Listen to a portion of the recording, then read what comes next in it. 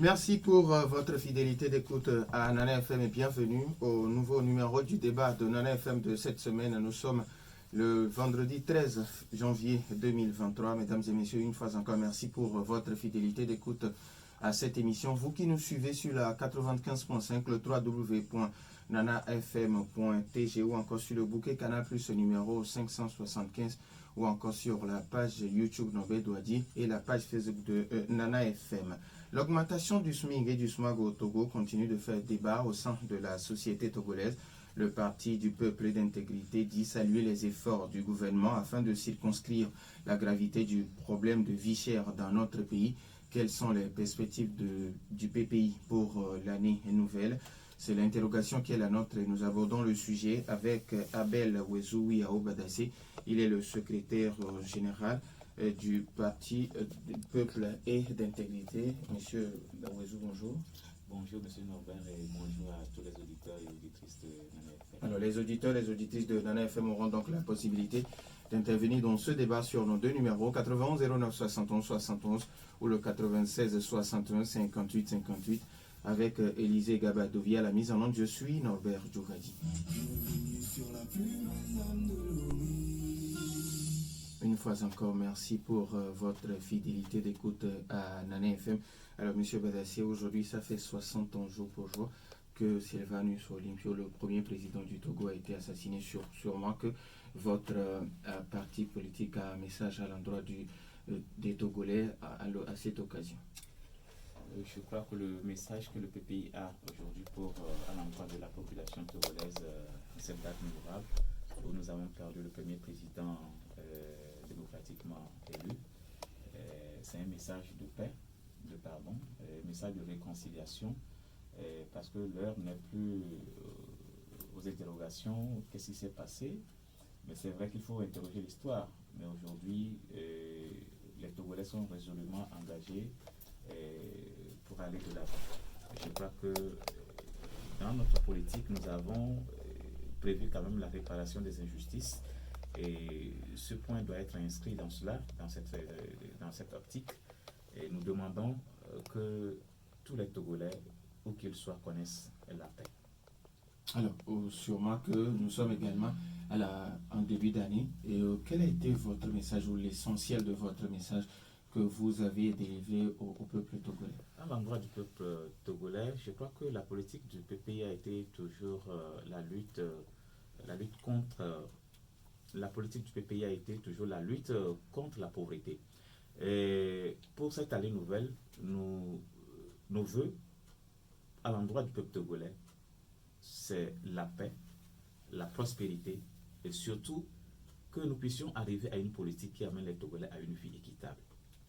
Alors, maintenant, quelles sont vos perspectives pour la nouvelle année? Pour cette nouvelle année, nous savons que 2023 au Togo est une année où nous avons plusieurs élections en vue. Donc, le PPI est en train de se préparer pour participer activement à ces élections qui arrivent. Non seulement faire figure, mais faire tâche d'huile pour les échéances qui arrivent. Je pense que nos structures de base sont en train d'être activées pour que nous puissions activement prendre part à ces élections-là qui arrivent. Et pour 2023, notre souhait, c'est que nous puissions connaître l'alternance des conditions de vie des Togolais. Parce que ce n'est pas seulement l'alternance politique que le PPI vise. Nous visons aussi l'alternance des conditions de vie des Togolais. Nous souhaitons que cette année 2023-là puisse apporter un changement au niveau de ces conditions de vie-là que chacun des Togolais, de nos compatriotes. Alors, avant de faire cette planification, sûrement que vous avez dressé un bilan de vos activités au cours de l'année dernière. Quel bilan vous pouvez dresser aujourd'hui par rapport à 2022? C'est vrai, nous sommes un parti jeune. Nous avons lancé officiellement nos activités le 22 juillet 2017. Je crois qu'à partir de cette date-là, le PPI a fait essentiellement beaucoup de propositions à l'endroit du gouvernement. Lorsque le gouvernement est amené à prendre certaines décisions, nous avons toujours réagi. Et je pense que depuis 2017, dès notre lancement, nous avons d'abord proposé que les allocations familiales soient décuplées de l'emploi. et plutôt que ces allocations soient accordées aux familles vulnérables. C'est en ce sens que nous avons proposé la FASO, l'assistance familiale pour l'ascension sociale, qui accorde 4 000 francs par mois aux familles vulnérables. Et je crois que le gouvernement a acté cela avec les transferts directs décidés en 2019 avec 5 000 francs par foyer, mais qui couvrait seulement 61 000 ménages. Nous avons souhaité que cela puisse couvrir toutes les familles vulnérables au Togo. Nous avons également proposé, depuis notre création, que l'anglais soit adopté, bien enseigné aux couples mères, au moins pour 2 heures par semaine. Je crois que le 17 janvier 2000, le gouvernement a acté cela également à Kara. Sauf que nous attendons l'effectivité de cette décision-là dans les salles de classe. Nous avons également proposé, lorsque nous avons perdu nos compatriotes au Mali, nos militaires qui sont tombés au Mali, proposer que les familles des victimes, de ceux qui sont au front, qui ont donné leur vie pour la paix, et de nos compatriotes aussi qui ne sont pas militaires, qui sont morts pour la côte du Togo, que les familles de ces personnes-là, bien de nos frères-là, ne soient pas oubliées. Je crois que le gouvernement a réagi à cela, même si c'est pour les militaires. Je crois que le PPI est en train de faire des propositions, je crois, qui sont en train d'être prises en compte, mais qui sont prises en compte pour la plupart par le gouvernement. Et nous sommes aujourd'hui pas totalement satisfaits parce que nous avons encore nous attendons beaucoup du gouvernement par rapport à ce que nous avons mis sur la table. C'est une satisfaction partielle parce que ce que nous avons en vue, c'est la prospérité, c'est la vie équitable. Pour l'instant, nous n'avons pas encore atteint ce stade au pays. Alors, vous avez également proposé la limitation du loyer à 3 mois, mais aujourd'hui, il y a encore des propriétaires de maisons qui maintiennent toujours les 12 mois. Est-ce que vous allez continuer encore sur cette lancée? Oui, cette proposition a été faite dans notre mémorandum que nous avons adressé au gouvernement pour anticiper sur la crise actuelle. Donc, aujourd'hui, c'est vrai que le gouvernement a pris une décision, mais est-ce qu'il y a un suivi par rapport à cela? Cela n'a pas été le cas. Nous avons salué la décision telle que nous aussi nous l'avons proposée dans notre mémorandum, mais aujourd'hui nous avons des propriétaires de maisons qui continuent pas à percevoir toujours 12 mois, 24 mois comme caution. Et c'est difficile. Alors maintenant, est-ce que vous allez accompagner le gouvernement? Parce que ce n'est pas une question d'une seule personne. Est-ce que vous allez vous aussi vous mettre sur le terrain, aller sur le terrain, faire des contrôles et puis avant de faire des propositions au gouvernement? Parce que il est très facile d'être derrière un bureau et puis de faire des propositions. Bon, accompagner le gouvernement, je crois que nous le faisons déjà par les propositions que nous sommes en train de faire, que nous mettons sur la table. Nous avons déjà dit depuis 2017 que le PPI ne fera jamais partie du gouvernement d'union nationale parce que c'est une insulte à l'esprit des Togolais après des élections de se retrouver pour se partager les postes. Donc ce que nous faisons, c'est que nous sommes avec la base, nous voyons les problèmes que vivent nos compatriotes et nous essayons de faire des propositions dans ce sens au gouvernement, quitte au gouvernement de pouvoir les acter pour le bonheur des populations togolaises. Alors quand on parle du bonheur des populations, c'est l'augmentation du SMIC qui part de 35 000 à 52 500. C'est vrai que ce n'est pas encore acté, mais au niveau du PPI, vous êtes réjouis? Oui, ça a été longtemps, c'est une proposition que nous avons reprise plusieurs fois dans nos communiqués. Sur notre plateforme, nous avons également en vue l'augmentation du SMIC afin de pouvoir augmenter le pouvoir d'achat de nos concitoyens. On se réjouit que le gouvernement finalement acte cela, même si ce n'est pas encore, l'application n'est pas encore réelle sur le terrain. On félicite le gouvernement pour cette décision. Mais sauf que l'augmentation du SMIC ne couvre que certains. Nous avons fait des propositions dans notre dernier communiqué que nous venons de sortir. Nous souhaitons que le gouvernement puisse jeter un coup d'œil sur cette kyrielle de propositions que nous avons faites là, afin que l'augmentation du SMIC ne mette pas certains sur le carreau. Alors, quand vous parlez de propositions, vous avez dit au gouvernement d'aller jeter, mais si vous pouvez citer quelques-unes de ces propositions. Oui, comme proposition, nous avons dit que la vie à Lomé est plus chère que dans les autres régions du Togo. Et si le gouvernement pouvait penser à un SMIC spécial de Lomé, c'est possible, pourquoi pas.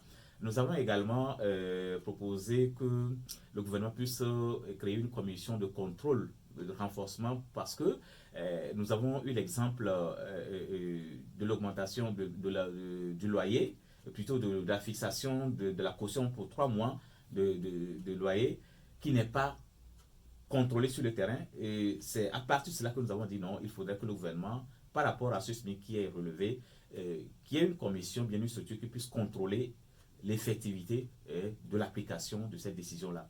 Nous avons également proposé ça. Nous avons demandé que le secteur informel qui est plus vraiment touché, avec c'est qu'en 2500 francs comme SMIC aujourd'hui, le SMIC journalier revient alors à 2600 francs. Et que vraiment, c'est un SMIC qui va être plus utile pour ceux qui font un travail journalier. Le gouvernement doit veiller à ce que cela également soit appliqué.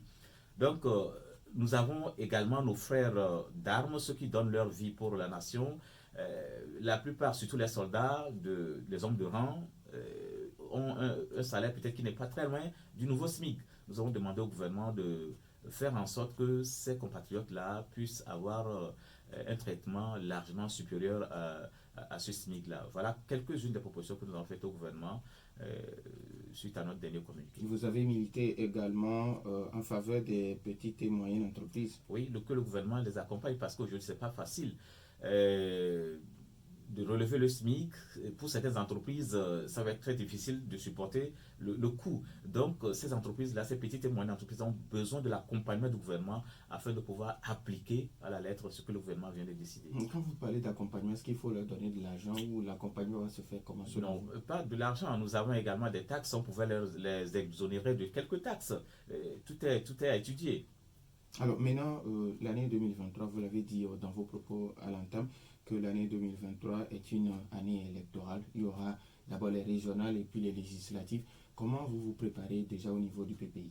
Donc, je venais de le dire tantôt, le PPI, avec ses structures de base, est en train de travailler activement sur le terrain. Donc, nous avons des tournées en vue afin de travailler avec nos points focaux sur la manière de se prendre pour ces élections-là qui arrivent. Nous sommes en train de former des équipes sur le terrain également qui font le porte-à-porte afin que nous puissions avoir une emprise dans les zones. Il faut être clair que nous n'allons pas quand même compétir dans toutes les régions parce que nous n'avons pas une grande assise nationale, il faut le reconnaître. Donc, dans les régions où nous sommes installés, solidement installés, nous travaillons sérieusement dans ces régions-là pour que l'emprise soit plus forte et que nous puissions faire tâche d'huile pour les prochaines élections. Alors, quelle région vous allez beaucoup plus vous impliquer? Dans quelle région, pardon, vous allez beaucoup plus vous impliquer? Est-ce que c'est le nord? Est-ce que c'est le sud? Un peu pas. Non, nous serons au nord, nous serons également au sud, pas dans toutes les préfectures quand même. C'est tout ce que je peux dire, c'est stratégique. Alors, il y a un auditeur qui demande, aujourd'hui, ce qui préoccupe le Togolais, c'est le nord du pays où les populations sont confrontées à des attaques djihadistes presque tous les jours. Est-ce que vous allez aller auprès de ces populations, leur apporter d'abord votre soutien et puis, bon, s'il le faut, les accompagner? Nous le ferons. Déjà, à chaque fois que des compatriotes, suite à ces attaques, le PPI a toujours réagi. Nous avons compati toujours avec ces familles et nous avons demandé au gouvernement, ce qui nous réjouit, c'est que nous avons été le parti qui a demandé que le gouvernement puisse vraiment prendre en charge les familles de nos compatriotes qui tombent sur le champ de bataille. Et nous avons été très contents que le gouvernement ait positivement réagi. Donc, en ce qui concerne l'accompagnement, le PPI le fera en temps opportun. Nous serons avec nos compatriotes pour les soulager, pour les consoler, parce que c'est très difficile. 91 09 71 71 ou le 96 61 58 58. Les auditeurs maintenant la possibilité sur nos deux numéros, mais après la pause. Retour dans les studios de Nana FM 91 09 71 71 ou le 96 61 58 58. Nous avons un premier auditeur en ligne. Nana FM, allô? Oui, bonjour. Pelé, comment allez-vous? Vous voulez parler un peu plus fort, s'il vous plaît?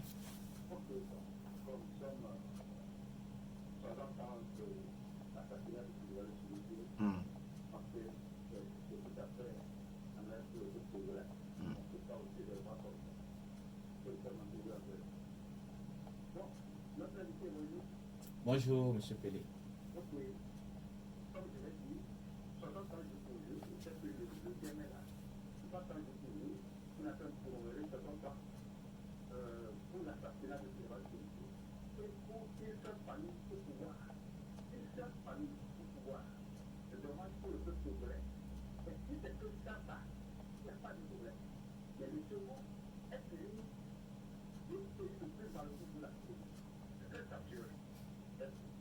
Merci. Oui.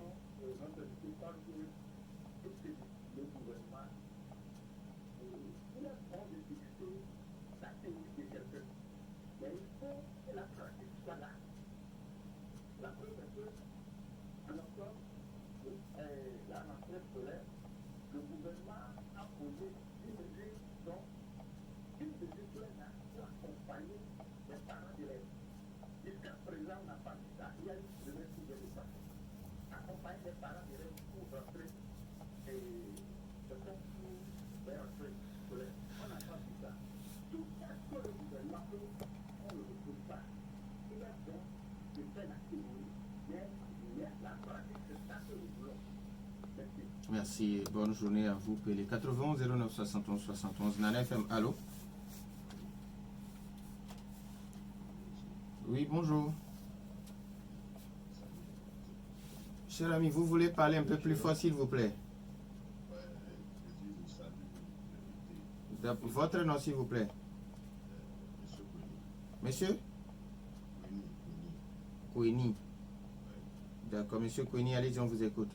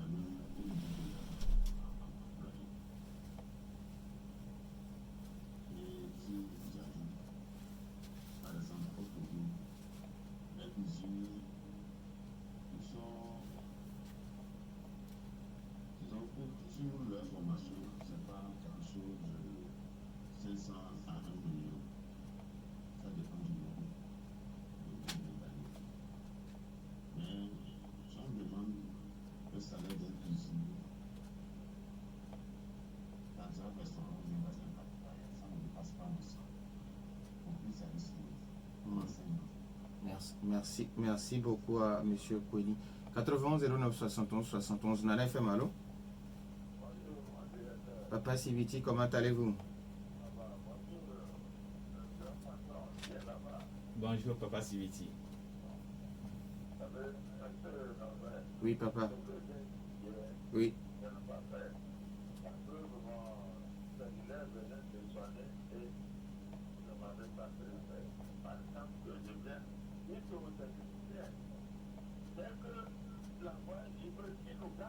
D'accord.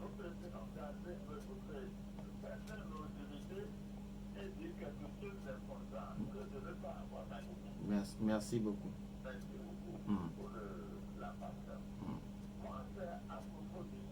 Oui.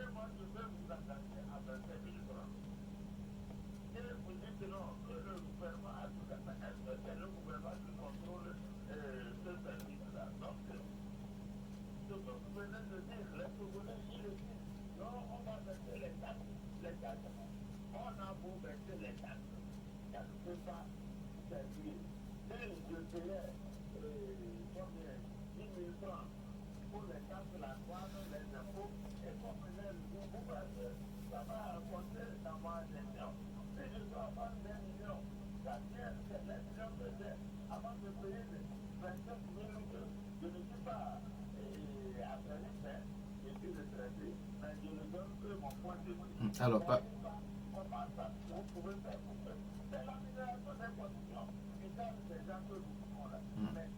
Merci à vous aussi, Papa Sibiti. Nana FM, allô? Allô? Oui, bonjour Armand. Comment allez-vous? Oui, allez-y. Oui.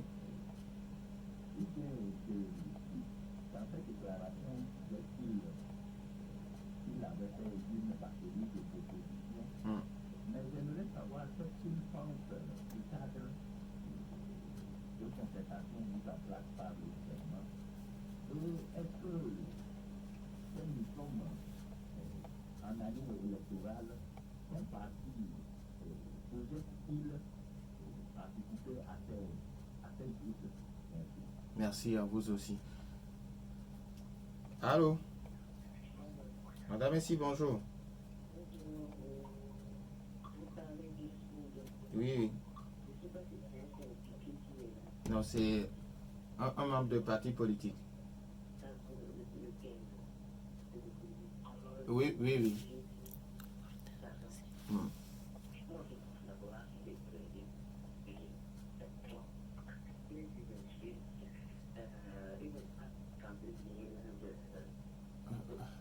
Allô?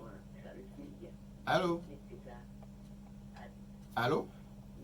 Madame ici, s'il vous plaît, est-ce que vous pouvez bouger un peu parce que j'ai du mal à vous recevoir? Hmm.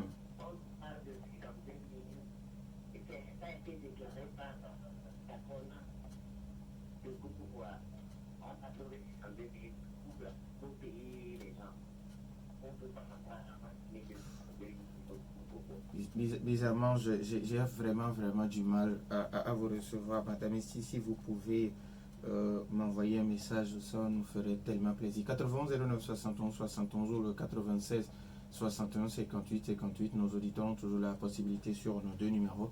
Alors, Monsieur Badassi, vous avez écouté les uns et les autres. Pelé qui pense que depuis 60 ans, les choses sont restées intactes, le Togo est toujours à la traite. Alors, qu'est-ce que vous pensez de ces affirmations? Non, et M. Pelé a raison. C'est la responsabilité à qui elle est partagée. Ça appartient à nous tous, au parti au pouvoir et au parti aussi de l'opposition. Donc cette responsabilité est partagée. C'est ensemble que nous devons lutter. Si nous voulons réellement l'alternance politique, il faudrait changer de stratégie. Parce que lorsque vous utilisez une stratégie qui ne marche pas, il faut la changer. Donc aujourd'hui, le désir des Togolais, le bon nombre de Togolais, c'est qu'on arrive à cette alternance-là et il faudrait travailler dans ce sens. Travailler dans ce sens suppose qu'il ne faut pas répéter les mêmes erreurs qu'on a faites par le passé. Alors, il parle aussi des mesures du gouvernement où, selon les mesures, il faut accompagner les parents et pour lui, ça n'a pas été fait. Oui, ces mesures-là ont été annoncées, je crois,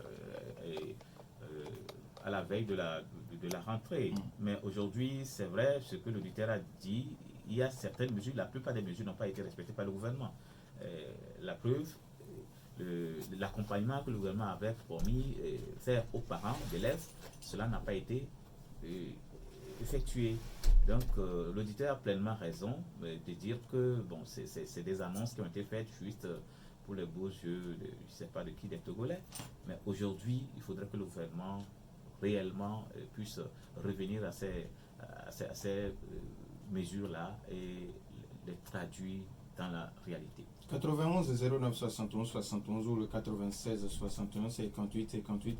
Nos auditeurs ont toujours la possibilité, on peut encore recevoir deux personnes. Alors, monsieur Oueni qui dit que pour les, peut-être il est cuisinier, ouais. Il pense que pour les, nous avons d'abord un auditeur en ligne.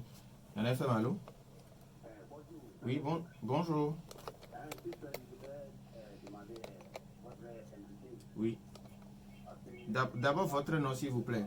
Allô? Oui, votre nom. Kofi? Vous nous appelez de... D'accord. Monsieur Kofi Dadetikopi, allez-y. Monsieur Kofi Dadetikopi est parti. Sûrement qu'il va nous revenir. Nana FM, allô? Monsieur Gado, comment allez-vous?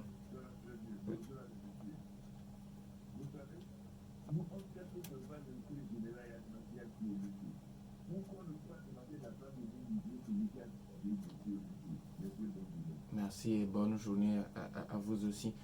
91 09 71 71 ou le 96 61 58 58. Alors, Monsieur Kouni qui demandait aujourd'hui pour un cuisinier de se faire former, ce n'est pas 500 000, ce n'est pas 1 million, mais quand vous prenez le salaire, que ce soit dans les restaurants ou dans les cafétérias, ce n'est pas ça. Bon, pour lui, personne ne parle d'eux, on parle juste des autres.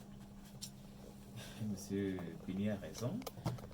Je crois que aujourd'hui, il y a la possibilité que toute la corporation des cuisiniers puisse s'organiser et se faire entendre. Je crois qu'il y a des secteurs d'activité qui s'organisent lorsqu'ils sentent que le traitement n'est pas ça. Ils s'organisent en syndicat et ils posent des doléances. Je crois que certains obtiennent toujours des améliorations. J'invite M. Kouni à faire la même chose avec ses collègues, ses camarades de même métier pour pouvoir vraiment changer leur situation. Sinon, c'est déplorable. Alors, Papa Sibiti qui pense qu'il serait très difficile de contrôler le SMIC, surtout dans les structures privées, parce que selon lui, un patron d'entreprise qui dit sur un milliard qu'ils ne peuvent pas payer pour le moment le SMIC. Oui, c'est difficile. Voilà, c'est pourquoi dans notre proposition et dans notre dernier communiqué, nous avons demandé au gouvernement de mettre en place une structure qui puisse contrôler cette application du SMIC-là sur le terrain et voir dans quelle mesure les entreprises peuvent être capables de pouvoir payer le SMIC. Nous avons demandé que ces entreprises-là, ces petites et moyennes entreprises, soient accompagnées afin que le SMIC soit respecté. Alors, sinon, si l'accompagnement n'existe pas, ça va être très difficile, surtout quand nous prenons les établissements privés, les établissements scolaires bien sûr, privés, ça va être très difficile de pouvoir respecter ce SMIC-là. Alors, pour Madame ici, le SMIC doit être au moins à 200 000 si le feu Sylvanus Olympio était encore là. Ça, c'est le souhait de tous les Togolais. Mais nous sommes face à une réalité. Nous devons être plus pragmatiques. Je crois que de 35 000 à 52 500, ce n'est pas encore ce que les Togolais veulent. Mais en attendant, nous allons l'obtenir et demander mieux. Alors, Armand qui vous demande, qu'est-ce que vous pensez des cadres mis en place par le gouvernement quand vous prenez la Sénat, puis le CPC au niveau du PPI, qu'est-ce que vous pensez de ces deux cadres? Bon, ces cadres-là, nous avons toujours dit que ces cadres que le gouvernement crée ont été toujours des cadres, n'ont pas été inclusifs. Parce qu'il y a des partis qui sont en marge de ces cadres-là qui ont été créés. Et puis toutes les décisions qui sont prises au niveau de ces cadres-là, la plupart des décisions ne sont pas d'abord communiquées. Beaucoup de Togolais ne savent pas qu'est-ce qui se trouve, qu'est-ce qui a été décidé au niveau de ces différents cadres et comment est-ce que ces décisions vont être appliquées. Donc, nous pensons qu'il y a des élections qui sont en vue. Ces cadres-là, quand bien même elles ont pris des décisions, notre souhait aujourd'hui, c'est que toute la classe politique togolaise s'asseye pour mieux organiser les échéances à venir afin qu'on ne parle pas d'élections qui excluent des gens ou peut-être qui ne prennent pas en compte certaines préoccupations de certains partis politiques. Nous avons un auditeur en ligne. Alain Femalo. Monsieur Kofi, oui, allez-y, on vous écoute.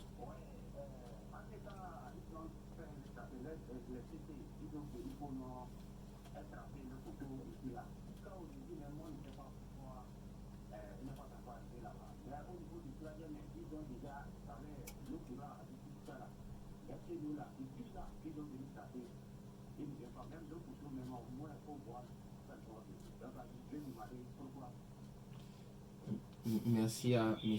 Kofi depuis Abeti Kopé. Alors, M. Gallo qui demande que, bon, aujourd'hui, 60 ans après, on déclassifie les dossiers, que tout le monde soit au courant de qui a fait quoi dans l'assassinat de Sylvanus Olympio. D'abord, nous avons un auditeur en ligne. Alain Femalo. Oui, bonjour. Merci Dadi de Gomé, bonjour. qui a fait une observation tout à l'heure. Et je pense que nos techniciens ne suivent pas. Ça sonne, ils peuvent décrocher. Ce qu'il a dit, nous sommes prêts à faire partie des crédits. Mais l'essentiel, c'est que nous puissions rentrer en ligne. D'accord. Ça fait 4 fois que cela m'a reçu. Merci pour les observations, oui. Et puis, bon, le problème, c'est que le technicien, il est seul et il a jusqu'à 3 téléphones avec le console à gérer. Donc, excusez-nous vraiment. Ok, donc c'est toujours le problème de SMIC. D'accord, maintenant vous avez la parole, s'il vous plaît. Oui, oui. Je voudrais parler du SMIC, effectivement. Je vois qu'il y a un faux fuyant qui vient de nos gouvernements. Oui. Le ministre Gilbert Bahara, quand il parlait du SMIC, il expliquait que cela concerne le secteur privé. Mais la France, que nous savons tous, qui nous dicte ce que nous devons faire, chez elle, là-bas en France, elle donne des aides aux PME, PMI. Pourquoi cela ne se fait pas ici? Parce que quand le SMIC a été acté pour aller à 52 500, le gouvernement doit prendre sa part, parce que ceux qui travaillent là-bas aussi travaillent pour le pays. Donc ils paient aussi des impôts. Pour que les opérateurs économiques puissent payer le SMIC, c'est au gouvernement de les aider. Il ne doit pas demander aux opérateurs économiques de payer le SMIC quand leur situation financière n'a pas changé. Ils vont faire comment? C'est le gouvernement qui doit prévoir cela. Merci, bonne journée. Merci et bonne journée à vous aussi. Nana FM, allô? Allô? L'auditeur est parti. Alors, revenons à la question de M. Garot. Il faut aujourd'hui que l'histoire se sache, qu'on sache qui a fait quoi dans l'assassinat de Feu Sylvanus Olympio. Oui, je pense que cet événement ne peut pas être... je pense que cet événement ne peut pas être oublié comme ça, parce que Sylvanus Olympio est une perte pour le Togo. Les Togolais ont besoin de savoir qu'est-ce qui s'est passé et comment, et qui en est l'auteur. Non pas pour des règlements de compte, mais il faudrait aussi pour la mémoire, honorer la mémoire de notre cher président. Il faudrait que les Togolais sachent ce qui s'est passé réellement. Il y avait une question d'Armand que j'ai oubliée. C'est sûrement qu'il ne nous a pas suivis depuis le début. Il demande si pour les deux élections, pardon, vous allez vous positionner ou bien c'est juste pour une seule entre les deux. Non, le PPI sera présent pour les 2 élections à venir, les élections régionales et puis législatives. Nous serons présents, effectivement.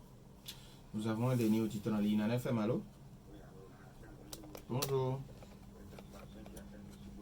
Monsieur Sébastien. Monsieur Sébastien de Sogosito, merci. Allez-y, vous avez la parole.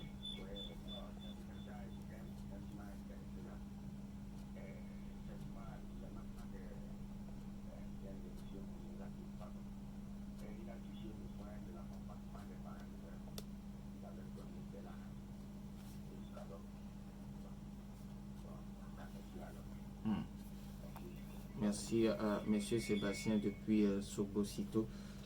Mas Dadido Gomé qui pense que le gouvernement doit prendre sa part quand on décide d'augmenter le SMIC, que ça part de 35 000 à 52 500. Le gouvernement doit prendre sa part aussi parce que ceux qui travaillent dans le secteur privé travaillent également pour le développement du pays.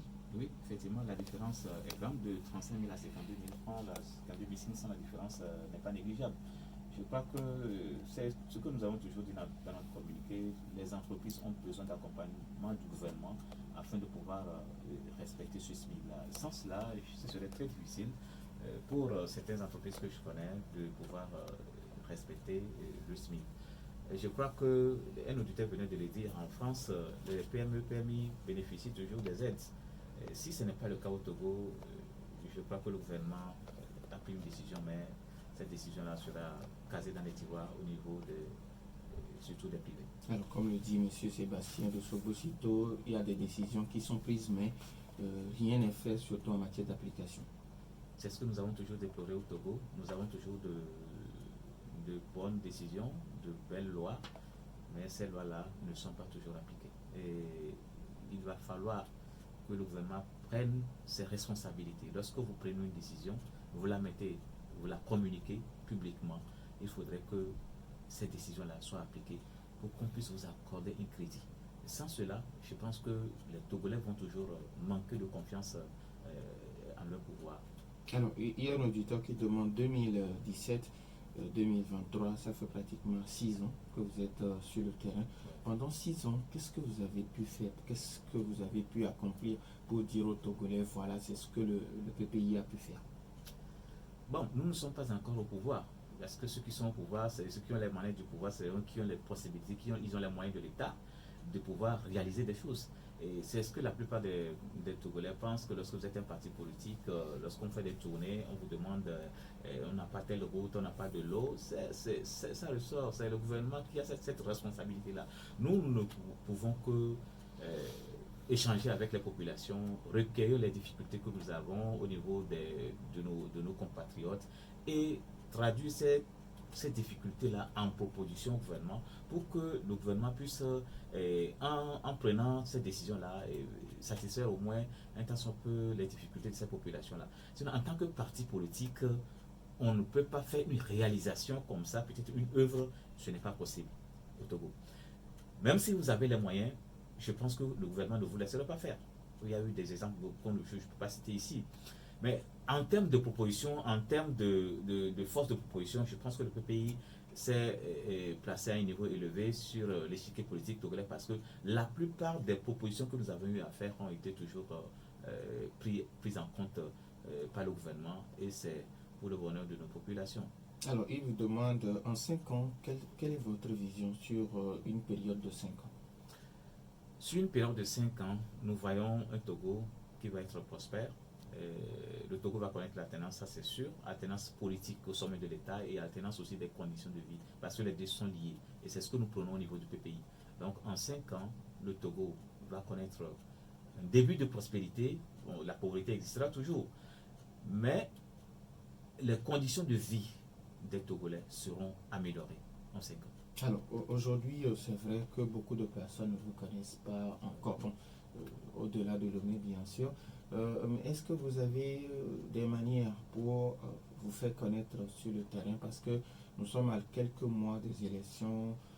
Est-ce que vous attendez à avoir un résultat conséquent dans la posture que vous êtes actuellement? Oui, bon, dire que beaucoup de gens ne nous connaissent pas peut-être à l'intérieur, je dirais le contraire. Nous sommes plus connus à l'intérieur qu'à Lomé. Nous avons, je ne vais pas, c'est un peu stratégique, je ne peux pas tout déterminer, mais nous avons fait beaucoup de choses au niveau à l'intérieur du pays.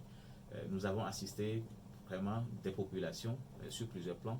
Et aujourd'hui, je pense que à chaque fois, ceux qui suivent un peu la politique togolaise, à chaque fois qu'il y a un événement important, un événement majeur au niveau de notre pays, le PPI a toujours intervenu. Nous avons toujours pris des décisions, nous avons toujours fait des propositions. Et je pense que ces propositions sont toujours entendues par le gouvernement. Il nous reste pratiquement 1 minute, 30 secondes. Peut-être que vous avez un message d'abord à l'endroit du peuple togolais et puis à l'endroit de la classe politique. Surtout à l'endroit du gouvernement, dire au gouvernement que les attentes des Togolais sont encore énormes.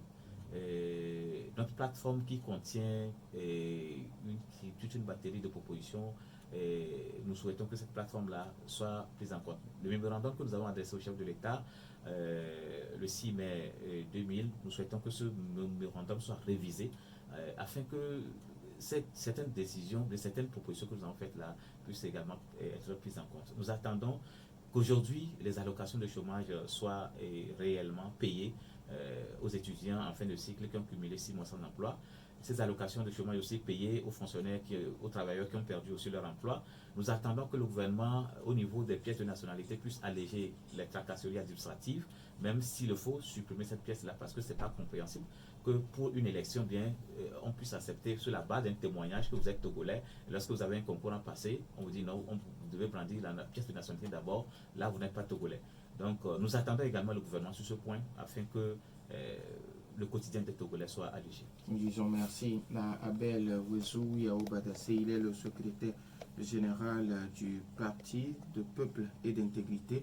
Merci également à vous, chers auditeurs, pour votre fidélité d'écoute à Nana FM et à cette émission. Merci également à Élisée Gabadovi pour la mise en onde. Je suis Norbert Djouvadi. Bonne suite de nos programmes.